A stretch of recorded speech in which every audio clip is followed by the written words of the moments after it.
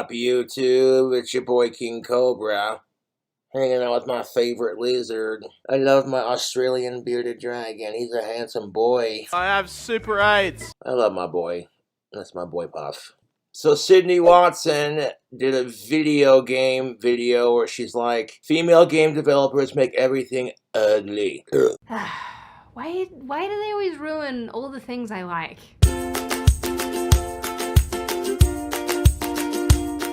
Hi, my name is Sydney, welcome back to hell. And as per usual, before we launch in, today's video is sponsored by Foom. Now, I think it's pretty well established at this point that society has experienced a major shift in what it considers beautiful and attractive in the last number of years. No, there ain't nothing wrong with that.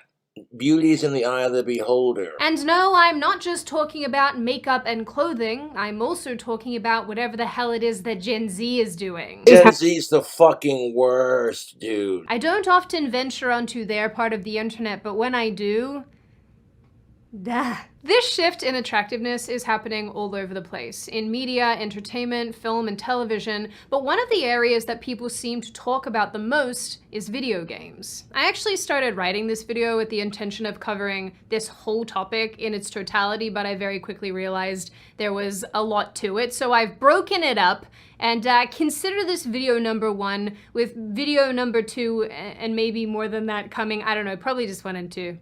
That's enough, I think. No, I don't want Puff getting this in his system, so that's why I'm blowing the vape smoke that way. I think I'm dying from the fumes. Now, about a month ago, The Gamer published an article titled, "Stop Using Mods to Make Female Characters Prettier." So this article came out that says, stop making video game characters prettier. I'm like, what the fuck is even this nonsense?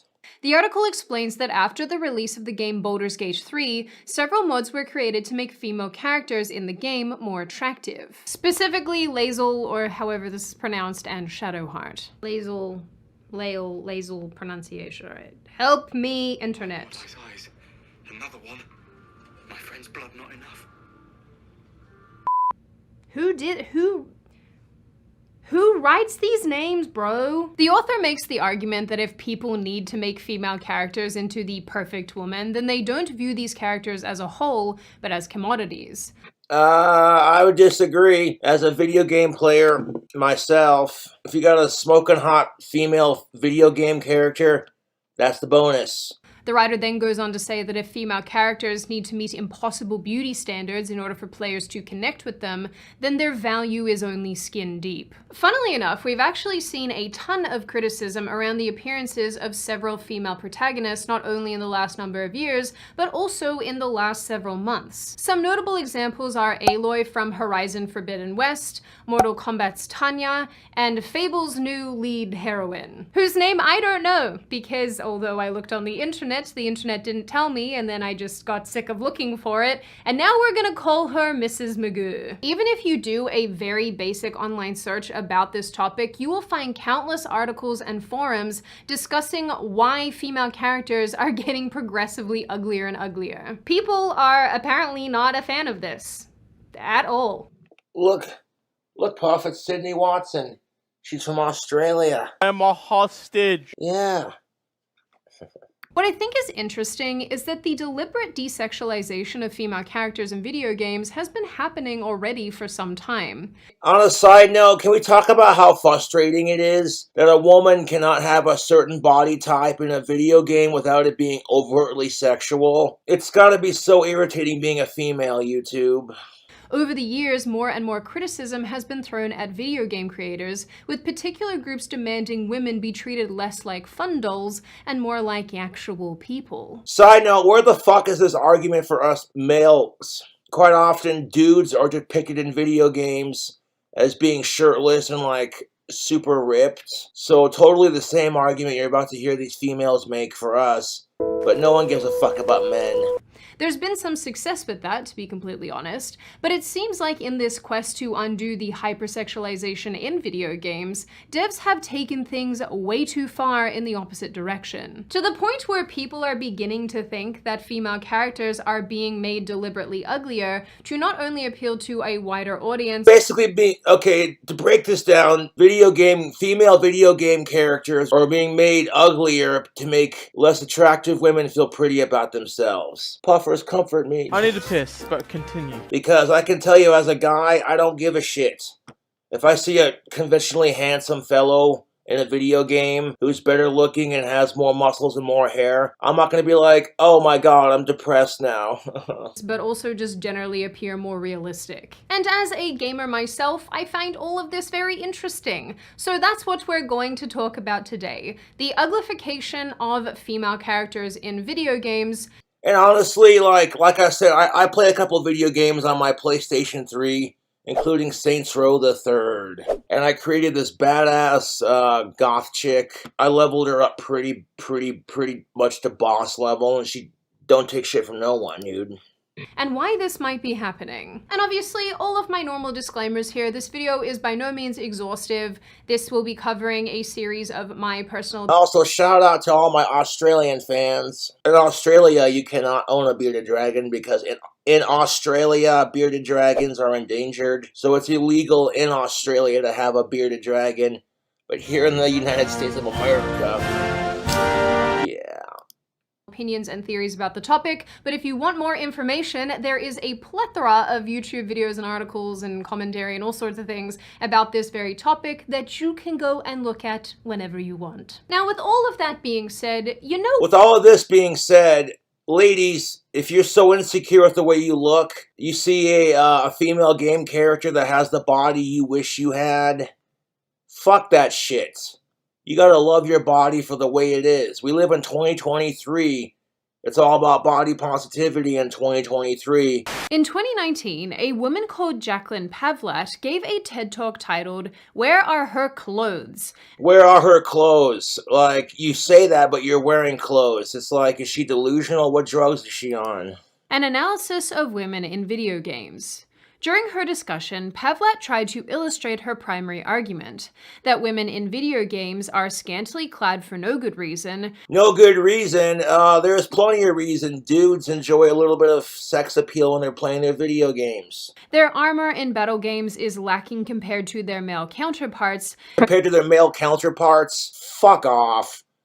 Fuck off. Like, the majority of video games featuring dudes usually feature dudes shirtless, and it's ridiculous. And developers should be trying to make these female characters more realistic and relatable. Here's the thing of it. Most people do not play video games for the realism of it. They play it for the escape, because video games are fun.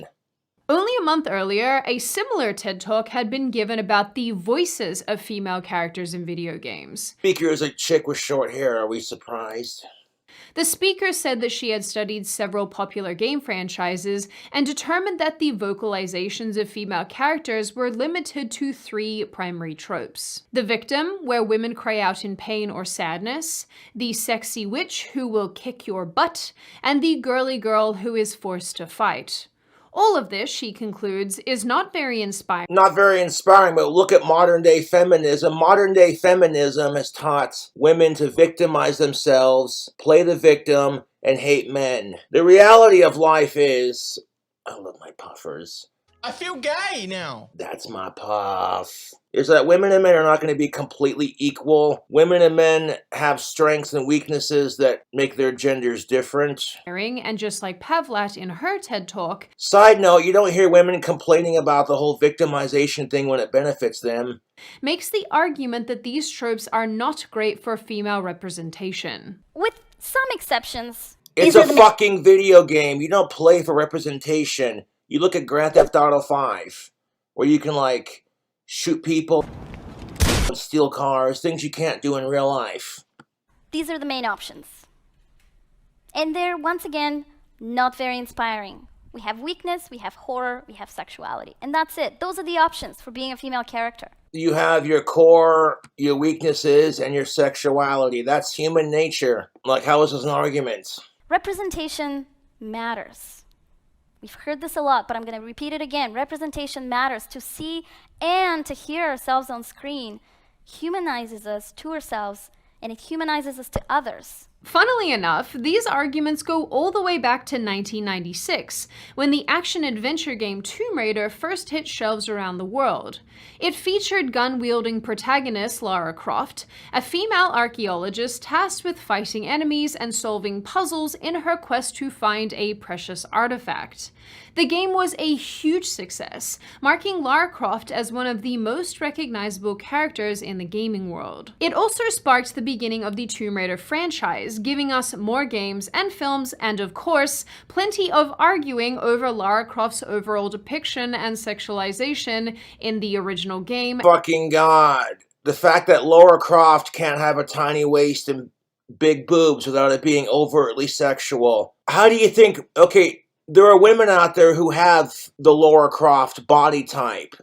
And for those women, they're slut-shamed for their bodies, and it's disgusting. And those that came after. When Lara Croft first appeared on the scene, she was criticized for her impossibly tiny waist and large breasts. Some users actually created game patches made for the express purpose of removing her clothes. Past video games in the 1980s and early 90s were not advanced enough to really sexualize characters. Although female protagonists were uncommon, those that existed were fully clothed or wearing weird space armor, I guess. But all of this changed with the advancement of graphics and technology. And after the popularity of 1996's Tomb Raider, despite the game's character models still being fairly primitive, there was concern that it would signal to developers that hypersexualized female characters were a way to bolster sales and make a mark on the industry. Well, that's because selling products to horny men isn't exactly rocket science. After all, the majority of gamers were, and still are, boys and men. And we know that all of you still ooga booga at heart, even if some of you try to hide it. It's okay. Sort of. Now, by the 2000s, the conversation surrounding the hypersexualization of female characters and whether or not they existed solely as a male fantasy became a widely debated issue in the gaming world. One that has seemingly come to a head today, as demonstrated by our aforementioned TED Talks. And it seems that, in an effort to correct the perceived objectification of female characters, the pendulum has swung too far in the opposite direction. Rather than simply toning down the sexualized nature of these characters, which has already been happening for the last number of years, some feel that Western developers and designers have gone the extra mile and deliberately made these characters progressively less and less attractive. It's gotta be so hard being a woman. You're conditioned from birth to hate your fellow woman and to hate men. Jesus, dude. It's worth remembering that we are all a product of our time. Female developers in the 80s and 90s were not only a completely different generation, being baby boomers and Gen Xers, but they also grew up largely with different technology and different messaging around attractiveness and beauty. Games were so basic at the time that, like I mentioned, there really wasn't a lot of room to sexualize anything.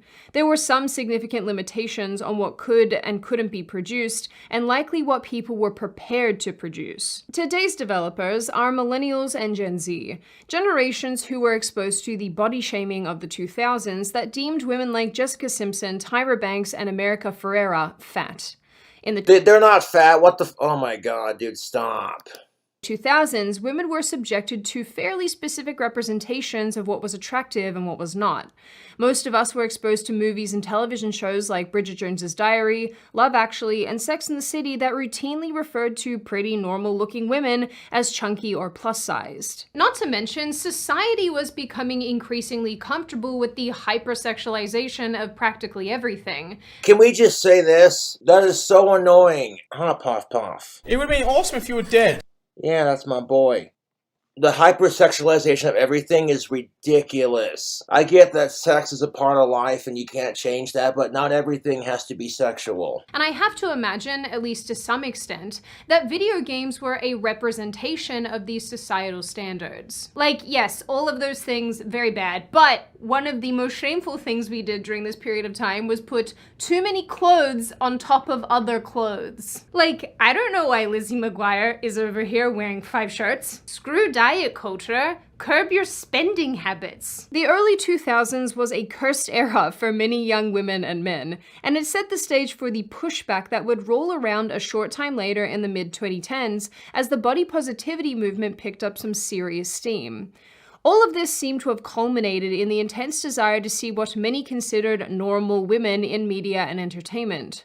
No more waif-thin supermodels, but everyday relatable women and girls. And then this gave way, I guess, to whatever the hell we're looking at and seeing and being exposed to today with The reality of it is, beauty standards come and go, and that women come in all shapes, sizes, and colors, and there ain't nothing wrong with that. fat acceptance and all this type of stuff, and I hate it here. And also, just to be clear, this period of time didn't exclusively shame women's bodies. It definitely did that to men as well. But I think a core component to this conversation is that men and women perceive that shaming completely differently. That we do, Sydney. Thank you. As a man, I don't give a shit if a video game character featuring a male is conventionally attractive or has more hair than I do, whatever. Just do not care. Which we'll come back to a little later. Now, with all of this in mind, a population of body traumatized young men and women went on to enter the creative fields. And I think it's clear from media and entertainment today that a portion of these people were invested in the promotion of not only normal bodies, but their bodies. I think this is important to note because there is something about this group of people that means they want to see themselves and their social initiatives reflected in media. Not to mention, reportedly over 40% of gamers are female today, so there seems to be a strong emphasis placed on making media that 41% of all gamers in the United States and in Asia, which accounts for 48% of the world's total gaming revenue, are now women. Look at that. All the lonely asshole virgin losers who were stuck in their mom's basement playing video games, jacking off their tiny dicks with their Cheeto-stained fingers. There's hope. You'll find a video gamer girlfriend. that appeals to them. To us.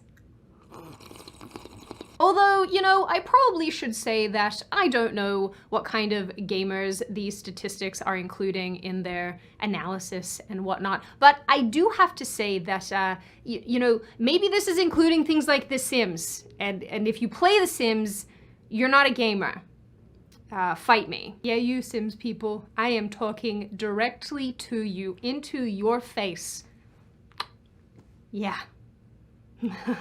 Now, couple all of this with a few decades of intense criticism towards hypersexualized, scantily clad female characters. And can we have this conversation? The fact that a woman the fact that a woman cannot be scantily clad without it being seen as sexual, that's the bigger issue here. And it kind of makes sense why there's this intense desire to remove these perceived sexist tropes from media. And this seems to have resulted in a few things. For starters, many new characters have been designed to meet realistic beauty standards, and existing characters have been downgraded to be less sexualized and overall less sexually appealing. Sometimes these changes are actually executed well, as in the case of Lara Croft. She's been given more clothes and her body has been adapted to look more normal, but she's still very attractive. Just to be clear there. The same really can't be said for characters like Aloy from Horizon Forbidden West and several Mortal Kombat characters. When Horizon Forbidden West was first teased in 2021, the game's main character Aloy was immediately criticized for her new physical appearance. Many people felt that she looked overall less appealing. And personally, having played both Horizon games, this is an assessment that I agree with, although I would say that, like, no one in those games is particularly attractive. But it's hard to put a finger on why that is exactly. In an attempt to defend her new appearance, the usual suspects jumped in to argue that makeup doesn't exist in a post-apocalyptic world, she lives in a hot climate, which is why she's blotchy, and even that she's eating more food now, that she's beaten the machines in the first game. I'm not kidding, that is a real thing that people have said, and I don't know what I'm doing here anymore. Regardless, it's clear that someone made a decision to change her appearance when there was no meaningful reason to do so, and honestly, not enough time had passed in the game world between games 1 and 2. It had been about 6 months. I don't know why she looks so different. They also gave her a single same-sex love interest in the game's DLC, and that makes me think that maybe they made her ugly on purpose so that she could be a lesbian.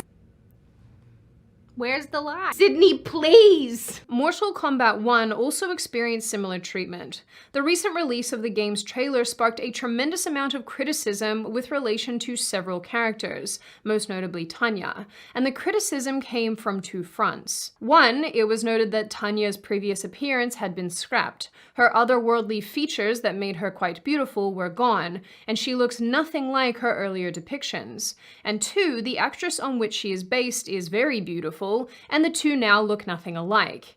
This of course raised a bunch of eyebrows. Why use an extremely beautiful woman if you have no intention of depicting her actual appearance? Something really interesting to consider here is a prevailing attitude in some radical feminist communities that basically says that in order to defy beauty expectations and standards, you have to actively abandon them. Now obviously, I don't know how many people who work in the gaming— That's the thing about, like, I'm all for, like, including people of a certain body type and making them feel included, but in order to do that, you have to exclude everyone else with a different body type, and that's just life. Industry consider themselves radical feminists, but I think it's plausible that at least a portion of them do. And if these developers and designers are trying to apply their personal social justice or intersectional framework to the creations they're working on, it makes sense why existing female characters are being made progressively less and less attractive. Again, the position here and the idea behind this is that women must actively uglify themselves in order to demonstrate their commitment to female liberation. Which is retarded, huh, Puff? I'm in pain. That's my boy. The fact that women can't be beautiful and badass, they have to be ugly and bad, you know what I'm saying? It's so stupid, dude. I think it's fair to say that both men and women approach and perceive realism and fantasy very differently. While I was researching for this video, I listened to several female speakers and read countless articles and studies that mention the same thing over and over again. Women want to see realistic depictions of female characters. One 2021 article stated, "Female players are constantly fed unrealistic body proportions, outfits, and armor. It can be difficult to become truly immersed in a video game world where you don't feel respected or welcome." Most of these articles focus specifically on female characters, and there isn't much mention when it comes to men, despite the fact that male characters are still subject to the same standards when it comes to unrealistic body proportions and outfits. Thank you! Sydney said it. Even the article I referenced at the beginning of this video admits that this double standard exists, acknowledging that mods exist across plenty of games that make men shirtless. I guess that men don't really care about that because I'm like 98% sure that most men enjoy seeing other men shirtless. Most men, but not all men, no. Go to the gym too, guys. I see whose muscles you're checking out, and it's typically not us. That's because we get caught creeping at the gym, you know? And that's what kills me about, like, these gym rat honeys. Women who go to the gym in practically nothing but a sports bra and some booty shorts, you know? And they're clearly trying as hard as they can to bend over and show off for the male sex. You know the ones I'm talking about. They're called gym sluts, and we all know them. They're not there to work out. They're trying to get dick. One last thing that I would like to note before I round out this video and finish it off is that in my travels of the internet, when I was reading the comments of other gamers, I noticed that some of them called out the double standard that exists when it comes to ugly male characters. There are a lot of them, and how people are very unfazed by this. While this observation is definitely true, I think this can be chalked up overall to the fact that there are just more male characters in any and all video games. This means that there are greater opportunities for all different sorts of characters, not to mention the fact that we interpret male and female attractiveness in different ways. So given the fact that we have so few female protagonists, when one is made ugly, whether she existed previously or is a new creation, we notice. We can't help but notice. With that said too, I don't deny that this means that there is a lack of range for these female characters. But I am probably not the woman to ask because personally I am totally fine with playing as very attractive gaming characters who are just really good at climbing walls. I like the badass boss babes. I think they're pretty great, and unlike other entertainment mediums, this is one of the areas where I don't need things to be realistic for it to be enjoyable. That's the thing of it. Video games are gonna have realism to a point, but if video games are too realistic, then it's not fun. You know what I'm saying? And in the end, I think it undermines what makes games so fun and exciting in the first place. Our ability to disconnect and experience something that we don't get in our everyday lives. Now, I open the floor to all of you. What do you all think? Are video game characters, particularly female ones, actually getting more unattractive? Do you think that this is deliberate? It's deliberate to a point because, you know, women are so insecure with the way they look. If they see a conventionally attractive female game character, they automatically have to hate the way they look. And I'm like, ladies, stop that.